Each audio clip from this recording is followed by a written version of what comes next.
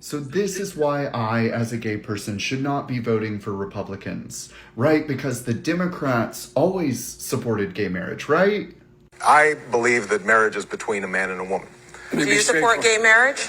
No, Barack Obama nor I support redefining from a civil side what constitutes marriage. We do not support that. That is. Maybe I'm old, but I remember a time when nobody supported gay marriage, including your favorite Democrats. So, in that regard, they really aren't that far apart historically.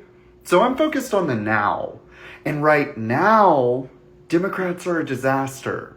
So, I don't really care what people did 10 years ago, okay? I'm kind of worried about now. And you should be too. You should move on too. But apparently, I'm supposed to be whining and playing victim that my rights are under attack forever and ever because I'm a gay person, right? That's the mentality we should have. That is a pathetic mentality. Gay marriage is one issue that affects your quality of life. It's not under attack. But even if it were, doesn't the economy, national security, immigration affect your quality of life way more? You're never going to have to worry about whether or not it's ever under attack because most people are going to be too broke to even focus on anything about a relationship. They're going to be in survival mode. That's a fact. When Andrew Yang was running for president on the Democratic side, and I didn't necessarily think that he should have been president over the Republican, but I was very much a supporter of Andrew Yang because I felt like Andrew Yang, um, and a lot of people may not even be familiar with it. It may be maybe before your time, depending on how old you are. Some of y'all, this is y'all first time voting, but I didn't support or believe in what Andrew Yang stood for as far as giving out free money or $2,000 per person per month or something like that. It was like some kind of thing that he was doing because I understand how government works and how government works, especially with getting something like that passed through legislation. It's very difficult to get Congress, especially on both sides, to support something like that because it would literally bankrupt the government. Like everybody does not deserve $2,000 a month. However, I was smart enough to actually go through his website, read his policies, and I think that Andrew Yang, although I'm not sure that he would have been a great president when it came to wars and stuff like that.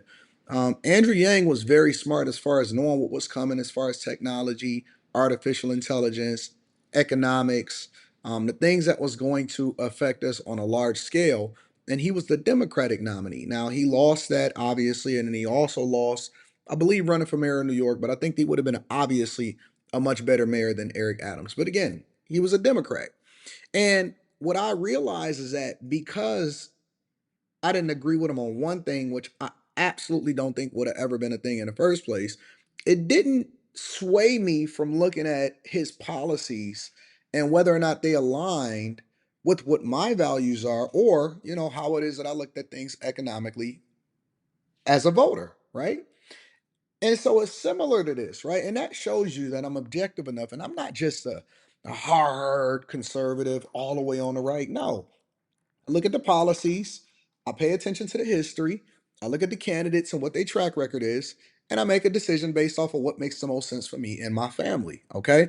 So when I see people use ad hominem attacks or they say, are you going to vote against the person that is against your rights in the first place? First of all, he just exposed that all of these politicians, and this is one of the reasons why I rock with Trump because he's not historically a politician, but all of these politicians flip flop depending on how it is that they can get you in their camp. And so they don't really have any real values and stand on anything. I'm going to do a video later today that breaks down and shows you exactly who Joe Biden was and how it is that he flip flopped and he switched depending on who the voters are in order to maintain power for the Democratic Party. And it's one of the reasons why he stepped down. Think about it. If he truly believed in his heart, which we all looked at him and said that, oh no, this guy needs a blankie and he needs to get his quilt and sit down somewhere. If he truly believed in his heart, what he stood for as far as, hey, listen, I am definitively the best person for the job, then he would have stood on that and rock with it. But he didn't because he knew that it was more about maintaining power than it was about doing the best thing for the country, right? But on top of that, this guy just exposed that even Obama, who his landmark legislation was not the Affordable Care Act. Nope, it was not. It was what he did for specific groups of people, including the alphabet community. And he's largely, even today, still a heavy supporter of it, even though there is footage of him when he was campaigning, when he had all black hair, mostly just a little bit of gray. It was footage of him campaigning saying that he absolutely believed that marriage was only between a man and a woman. And then on top of that, Joe Biden, which begat Kamala Harris, was saying the same thing. And more importantly, none of your fundamental rights that they passed into law and legislation is under attack. No president, including Trump, because what y'all don't understand is that Republicans are people that open up the way for people to do what they want to do, but they just don't believe in you fundamentally messing up what it is that we have from our kids. We shouldn't be doing this and having this stuff inside of our libraries and our kids and transition and all this stuff. That's a big issue. But as far as what you want to do as an adult, as long as you're not committing no crimes and you're not over here illegally, have at it, big dog. If you want to get you a little boyfriend or your girl want to get her a girlfriend, ain't nobody stopping you. Ain't nobody gonna mess up your rights. And so that's what people do when they don't have any leg to stand on, when they don't have the ability to actually debate talking points or true policies, because we gonna deep dive into policy and I'm trying to put it off, but I'm 100% trying to wait until the Millionaire Morning Show so I can go through an extensive live stream and break down to you point by point by point why her economic policy is absolutely trash and is horrible. When you have people that standing on these stupid talking points, it shows you that they are speaking ignorantly. They are also leapfrogging off of talking points, and it's silly and it's stupid and it does not add any value into the conversation, which I believe that we need to be able to take a litmus test and understanding who these people are that's voting, because I don't think that everybody should be able to have kids. I don't think that everybody should be able to vote. It's crazy. But we got people participating in the process and spewing nonsense, and they get their phone and they get their little conversation off, and they can't stand, nor can they in any way, shape, or form be able to debate with somebody logically based off of real live informed talking points, but instead they lean on this rhetoric and this fear mongering in order to get you to vote a certain way. And some of y'all fall for it. That's the worst part about it. Some of y'all truly fall for it. Her economic policies are so bad. Her immigration is so bad. Nobody wants to take away anybody's rights. It's stupid. They keep leaning on abortion, but basically, you probably should just keep your legs closed. And then also, we Republicans and even Trump himself said that that should go back to the states. That don't have nothing to do with the federal government. Too much federal oversight and overreach and regulation, and they should not be able to decide our lives. They should make sure that there is no crime, that there is safety, and that there's a pathway for people to achieve the American dream. And people that speak like that, which I absolutely agree with this man. I may not necessarily agree with his lifestyle, but he may not necessarily agree with mine.